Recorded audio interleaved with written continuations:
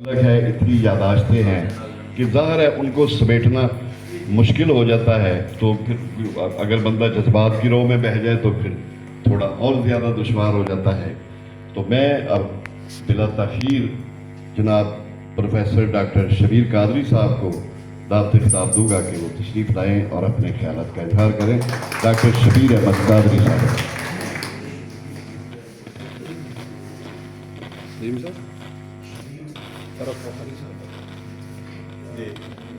بہت شکریہ اقبال عظیمی صاحب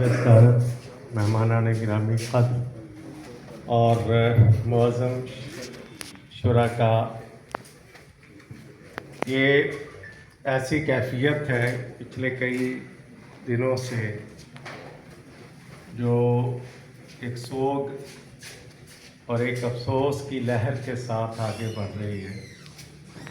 7 اکتوبر 1948 کو لائل پور میں جنم لینے والے عالم خان 26 جنوری 2026 کو دنیا سے گئے، تو یادوں کا ایک بہتا ہوا دریا ہے جو یقین جانے اب بھی لہریں لے رہا ہے، ٹھاٹھیں مار رہا ہے،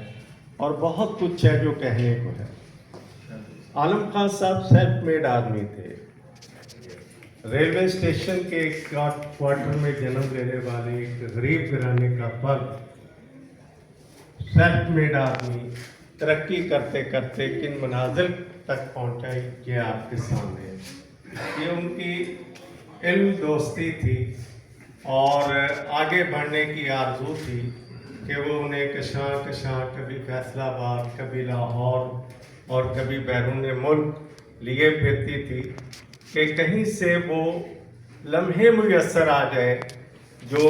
ان کی دلی آرزو تھی، ان کے خواب تھے جن کی تعبیر نہیں مل رہی تھی، اور شاید 1947 کے بعد اب تک کسی کو تعبیر ملی بھی نہیں، شاید ہی ملے۔ اس لیے کہ جو ادیب ہے بڑا سینسٹیو ہوتا ہے بعض معاملات میں دیگر افراد سے، تو عالم خان صاحب انہی لوگوں میں سے تھے جن کی محفل میں بیٹھ کے بہت کچھ سیکھنے کا موقع ملتا تھا۔ مجھے یاد ہے جب میں روزنامہ عوام کا ایڈیٹر تھا تو ازراہ تفنن عوام کے پورے صفحے پہ ایک کالم لکھا، عالم وہ۔ اس کا پس منظر یہ تھا کہ ہم اس دور کے جو بہت جوان سال دوست تھے، عالم خان صاحب کے شہر میں آنے کو عید کا سماں محسوس کرتے تھے، ان کے گرد جمع ہو جاتے، کہیں بیٹھ جاتے، پھر وہ رات گئے تک ان کے ملفوظات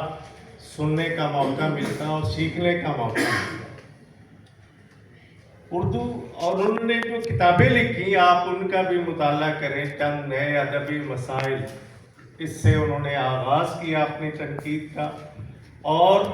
اس کے بعد انہوں نے پی ایچ ڈی کا تھیسس 1997 میں شعبہ Urdu oriental college Punjab university کے تحت لکھا۔ ڈاکٹر خواجہ محمد زکریا ان کے نگران کار تھے۔ وہ تھیسس دیکھنے اور پڑھنے سے تعلق رکھتا ہے۔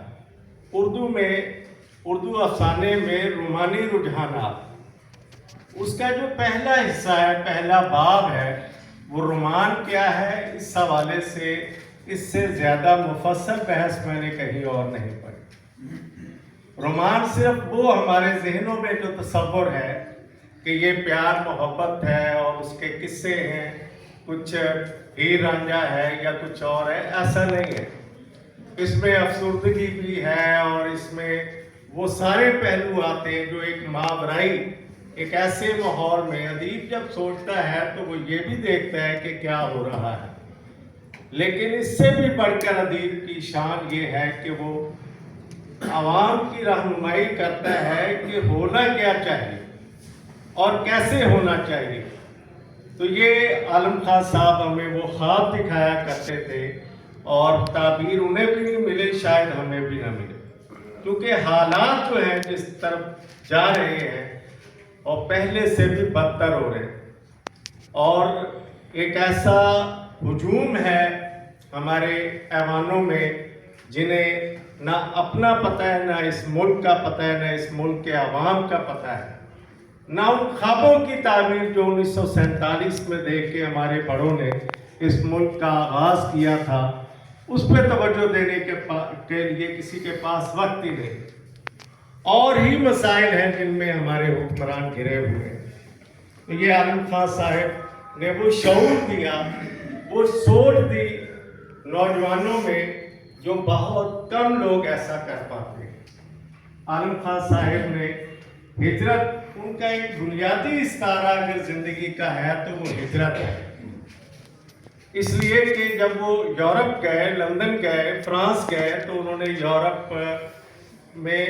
مقیم اردو کے ان شاعروں کی شاعری کی ایک کتاب ترتیب دی جس کا پہلے نام رکھا تھا یورپ میں اردو شاعر، پھر ہجرتوں کے شاعر کے نام سے یہ کتاب اور زیادہ بہتر کر کے انہوں نے شائع کی اور کچھ نئے نام بھی اس میں شامل کی۔ تو عالم خان صاحب نے اپنے آپ کو قلم کے تاج سے کبھی دور نہیں کیا۔